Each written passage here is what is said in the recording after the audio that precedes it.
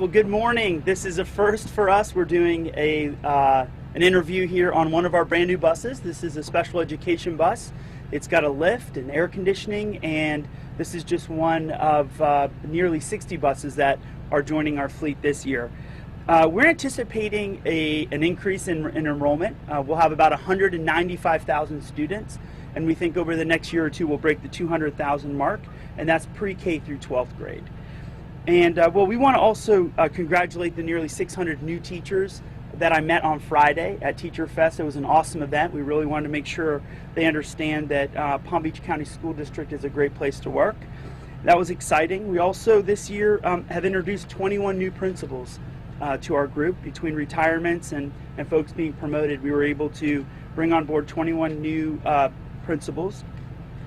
And one of the things I'm excited about, we've heard a lot about during my first year, was the fact that many of our parents wanted more choice. And this year we've expanded many of the choice options that are available. We've also increased the number of seats at certain very popular schools like Dreyfus and Suncoast. So you'll see some additional students at those schools as well. I'm excited that the reorganization that we did during year one has taken place now, and the portfolio of schools for the most at-risk schools are much smaller. So our highest performing regional superintendents have about 5 to 6 schools that they'll be supporting this year, rather than 30 to 40 that they had in the past. And then the higher performing schools that typically have less of the emergencies occur, etc., will be in larger bundles.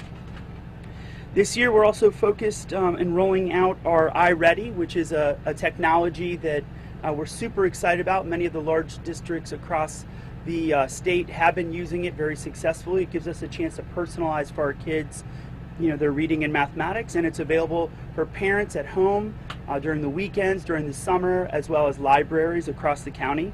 The library system has also stepped up, and we're working with them to make sure they have all of the necessary information to get that to work. So that's really exciting. Another piece that you've heard me say is that I have had a concern about our highest performing kids and what we're doing to really move them and motivate them. And this year we're rolling out a 3rd through 5th grade program called AMP. That will be AMP. And AMP is really designed to get our most advanced students in mathematics to move forward and be able to get to the algebra and geometry threshold before they even leave middle school. Our middle school time has changed. As you know, last year we struggled with our buses, and in order to bring a more efficient set of routes, we had to move our transportation for our middle school. So those times have been posted, and parents are well aware of that. They can certainly check our websites. Our bus routes, I'm excited to tell you, this year we've done 2 mock runs. Today is actually number 2, and last week when we did our mock runs, we were able to have all the drivers come back, tell us what they liked and didn't like about the route, what was efficient, what wasn't, if there were any safety concerns, and then the team worked hard all week and weekend, Saturday and Sunday, making sure that we made those changes. This morning, bright and early, the bus drivers showed up to pick up their new routes, and they're running them today. And after today's run, we'll make some small changes this evening and tomorrow. And on Wednesday, all of those routes will be posted for our parents. So if people need additional information, please feel free to check out our website. We've got a big bank of folks who are answering questions about transportation this year. We stood that center up much earlier and with significantly more people. So at this point, if there are any questions, I'm happy to take them. What would you say is the most common question you've been getting from parents?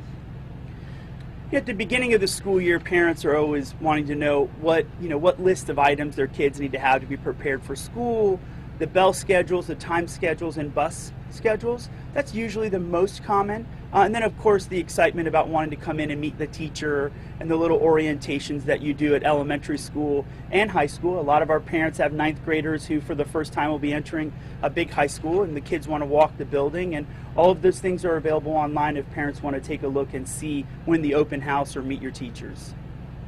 Any plans for new schools or considering that the future of the school? Well, we've got a couple of schools that are on the horizon. One of the things that we're looking at is how one of the new bills that's been passed to show that'll allow people to come in from Martin County and Broward County and on the west side. So we're looking at all of that and if there's going to be any impact.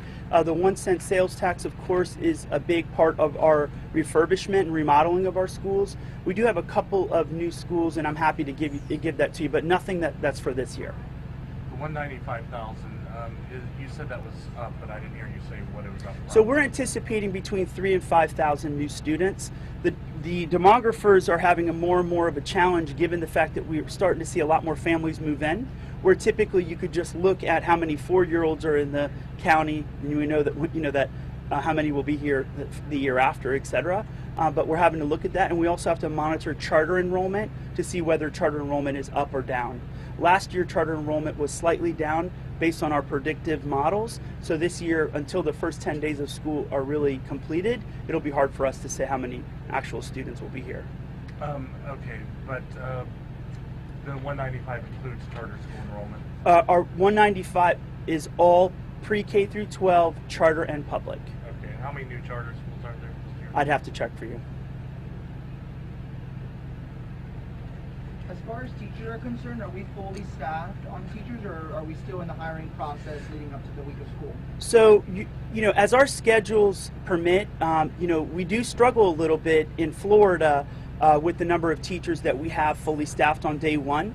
A lot of times as kids come in and register, we think we're fully staffed, and now all of a sudden we're above the classroom acceptable limit, and we have to add a new teacher. So at this point, usually a district of our size will have between 1% and 2% of their faculty positions still available, and we're right there in between those two numbers. I do have a concern, though, moving forward, that this is going to be a huge challenge for us. As our teachers age out based on retirement, we're really concerned about the number of people who are going into public education as a career. So we're starting right now to create what we call Grow Our Own, where we've got individuals within our county that might be paraprofessionals, that might be working part-time. We're going to want to work with them and encourage them. I've met already with FAU, Nova, Southeastern University, and we're looking to expand programs with Lynn as well. You had mentioned that Dreyfus and was it Suncoast or another one was you allowed more seats this year.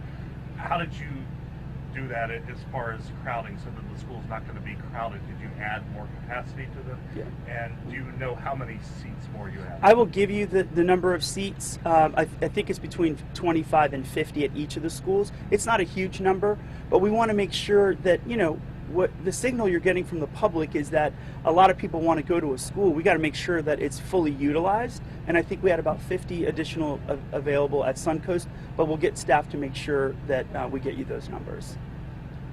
Last year on the first day of school, one of your problems with the buses was how many bus drivers you had. So how well are you staffed up this year compared to last year? So last year on day one, we were short about 50 drivers. This year, we've moved 100 in the opposite direction, which means that not only are we fully staffed, we actually have 50 people on the bench who are going to be able to pick up routes when individuals call in sick or aren't able to run their route. We also have a backup plan on top of that, which we used last year, which basically are bringing in the folks who are routers and mechanics and others who have CDL licenses and have the training they need to drive.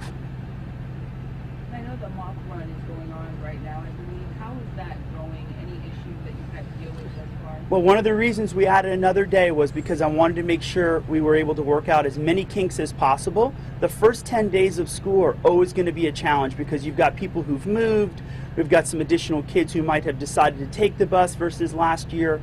So those first 10 days we know are going to be a little bit of a challenge, but that's not atypical in my last school district, and in the last 20 years you've seen that.